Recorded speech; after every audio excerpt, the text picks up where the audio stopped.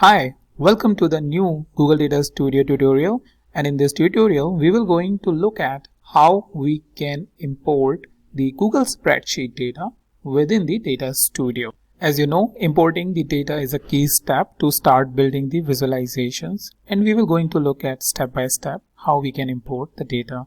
Also, if you want to look at a very in-depth discussion about data import and some of the key issues, challenges, as well as improvements, then you can get my course, which is present there below in the description, and get an in-depth discussion.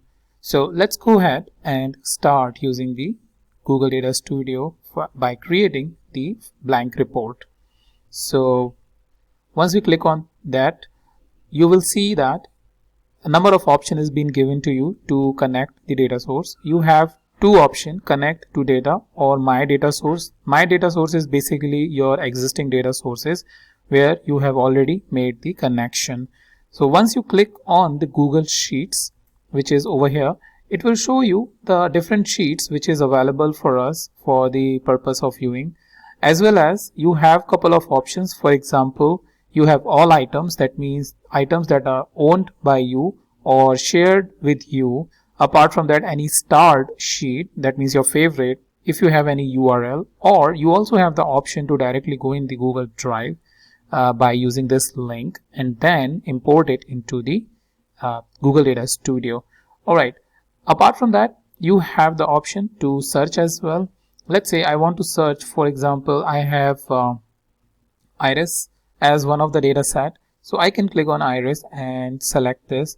Over here, it will show you the different sheets which are available within the Iris, and over here it has options like use first row as header if the first row contain headers, and then include hidden and filter fields.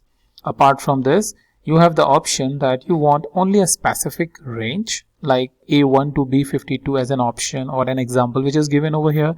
You can specify an example like A1 to, let's say, E500 if that's the only range you want to select. So if fixed range you want, you can select that. So let's go ahead and click add. Once we click on add, you will see that the connection will be created for us and a default report is created. So where it will by default pick up one dimension. So over dimension you have the species and the record count is 50.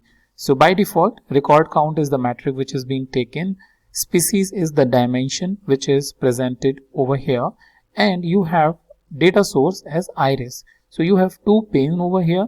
One is the data pane, clearly indicating what is a data source, what is a dimension, what is a metric, how many rows you want per page, 100 rows or more than that or less than that, and then couple of more options down there which we can discuss later in the video.